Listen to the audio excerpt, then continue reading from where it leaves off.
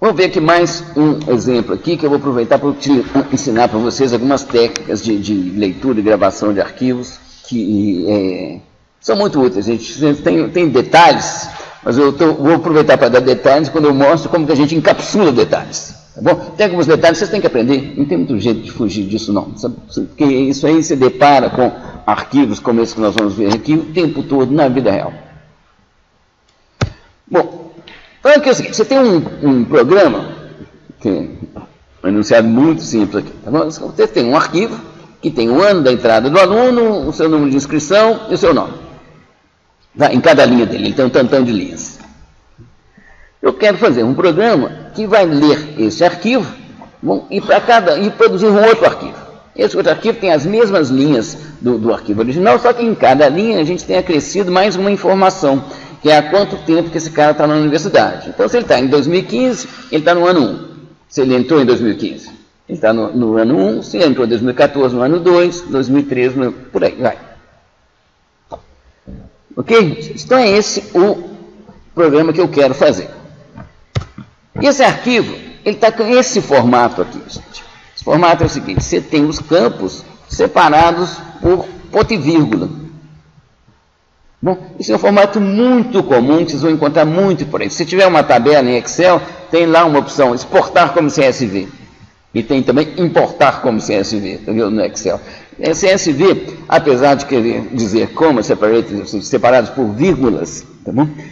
Qualquer separador a gente chama de CSV, entendeu? Se fosse asterisco, se fosse barra vertical, se fosse barra, qualquer coisa a gente chama de arquivo CSV, é um arquivo onde os campos estão delimitados por separadores, não por caracteres meio raros assim, que você utiliza como separadores.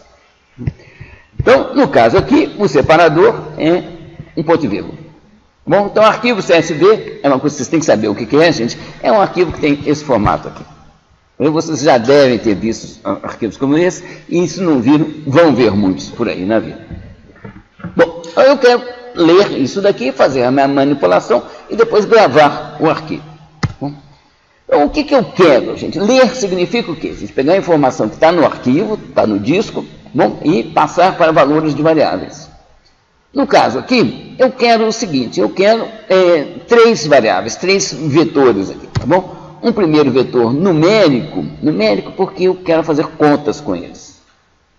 Bom, um outro de strings, que é o número de inscrição, e outro aqui com os nomes.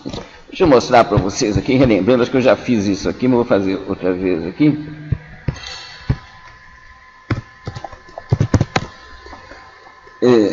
Vou fazer o seguinte, aqui.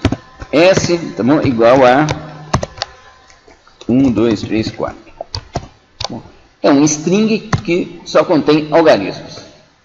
Se eu bater aqui S mais 1,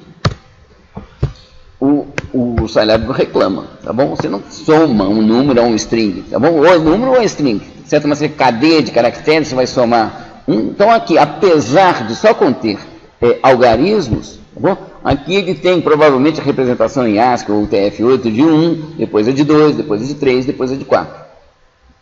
Bom, o que você pode fazer para mudar isso daqui? É fazer o seguinte, um pouquinho outra coisa, né? R igual a eval de S. Bom, esse eval, ele evaluate, tá bom? Eval de evaluate, ele avalia a expressão. Então, se a sua cadeia de caracteres corresponder a um número, aí ele avalia isso daqui. Se eu fizer agora R mais 1, dá certinho. Tá bom? Então, para vocês entenderem a diferença entre o que é uma coisa representada como strings, apesar de só conter números, o que é uma coisa representada como um número que você pode fazer contas. Então, aqui, ó, voltando ao nosso caso aqui, eu quero um vetor de números porque eu quero fazer contas. Eu quero com isso daí, com esses valores. Bom, aqui, apesar de só ter números, gente, eu quero um vetor de strings por causa do seguinte motivo, gente. Aqui, tá vendo?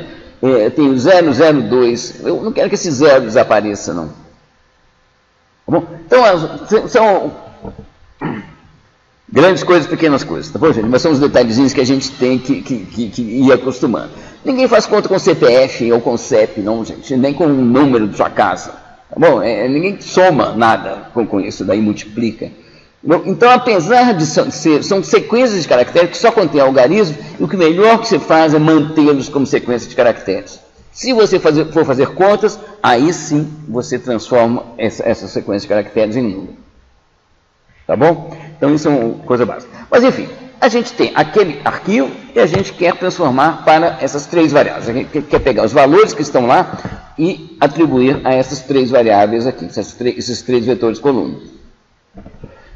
E como que eu faço isso? O que nós já vimos de tratamento de arquivos aqui? Duas coisas para ler arquivos, tá bom? mgetl, tá bom?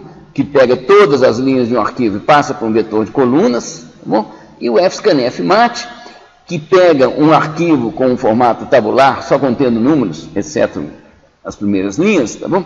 E passa para uma matriz, tá bom? No caso do nosso arquivo aqui, gente, nenhum dos dois serve, tá bom? Porque eu não quero uma matriz de um vetor coluna de caracteres só. Eu quero separar o ano, a inscrição e o nome, tá bom? E, evidentemente, não tem só números. Tá bom? Então, não dá. Para fazer com isso que a gente já aprendeu, não dá. Então, por isso que vocês terão que ter paciência aqui para aprender um pouco mais de coisas sobre arquivos, que são um conhecimento fundamental. Gente. Vocês utilizarão isso